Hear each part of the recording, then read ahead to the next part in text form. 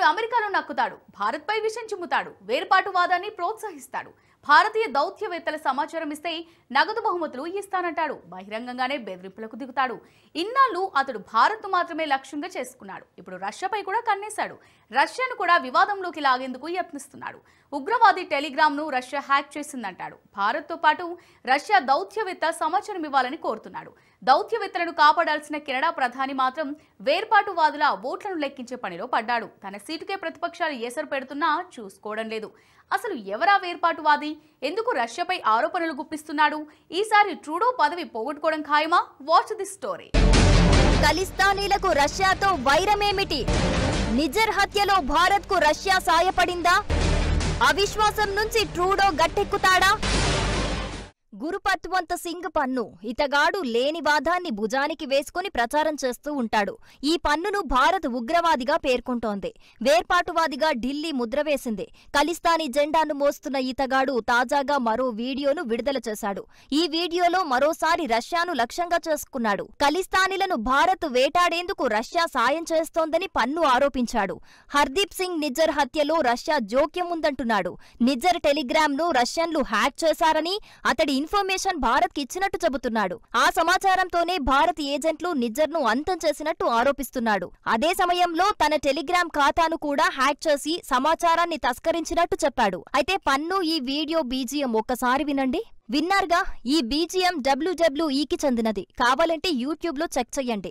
ఈ బీజింగ్ దొంగతనం చేయడం పక్కన పెడదాం, కానీ పన్ను చెబుతున్నది అత్యంత ప్రమాదకరమైన విషయం. అతడు $25,000 టిప్పుగా ఇస్తానని ప్రకటించాడు. ఎందుకంటే ఇద్దరు దౌత్యవేత్తల ఆచూకీని కనిపెట్టిన వారికి ఈ బహుమతి ఇస్తాడట. ఒకరు అమెరికాలోని భారత రాయబారి వినయ్ మోహన్ క్వాత్రా, మరొకరు కెనడాలోని రష్యా రాయబారి ఒలెన్ స్టెపనోవ్. వారి బహిరంగ కార్యక్రమాలను తెలుసుకోవాలని పన్ను భావిస్తున్నాడు. అయితే ఇక్కడ భారీ మొత్తాన్ని పన్ను ఆఫర్ చేశాడు.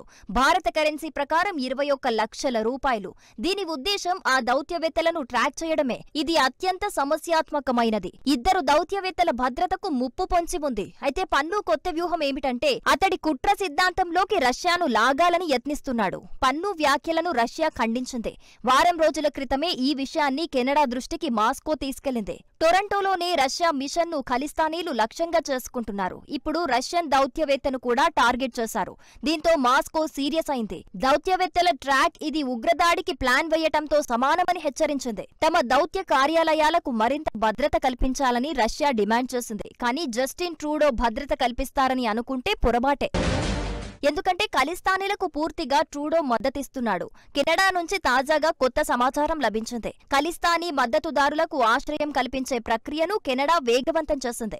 వాస్తవానికి కరోనా వైరస్ సమయంలో ఈ శరణార్థులకు ఆశ్రయం కల్పించే ప్రక్రియను కెనడా నిలిపేసింది. 2020లో కేవలం 28 మంది ఖలిస్తానీ మద్దతుదారులకు కెనడా ఆశ్రయం ఇచ్చింది. 2021 నాటికి ఈ సంఖ్య 144కు చేరింది. 2022లో ఏకంగా 620 మంది ఖలిస్తానీ మద్దతుదారులు కెనడా నివసించేందుకు అవకాశమిచ్చింది. ఇదే కెనడియన్ రాజకీయాల్లో కీలక మార్పులను తీసుకురానుంది. 2021లో ట్రూడోకు ప్రభుత్వం ఏర్పాటు చేసేంత మెజారిటీ పార్లమెంటులో రాలేదు.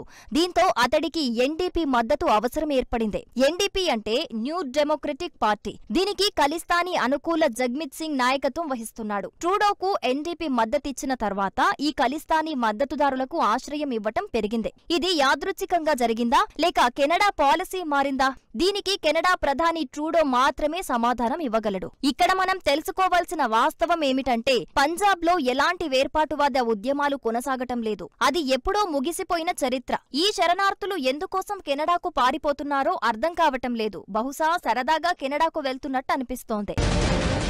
వాస్తవానికి కెనడాలో ప్రస్తుతం ట్రూడో జగ్మిత్ కూటమి విడిపోయింది. మునుగుతున్న ట్రూడో నావ నుంచి జగ్మిత్ సింగ్ బయటపడ్డాడు. ట్రూడో సొంత ఎంపీలే అతడికి వ్యతిరేకంగా వెళ్తున్నారు. వారం రోజుల క్రితం ట్రూడో ఉప ప్రధాని నిరసనతో పదవికి రాజీనామా చేసింది. ఈ వారం ట్రూడో పార్టీ 15 మంది ఎంపీలు అతడిని రాజీనామా చేయాలని డిమాండ్ చేస్తున్నారు. కానీ ప్రధాని ట్రూడో మాత్రం పెడచెవిన పెడుతున్నాడు.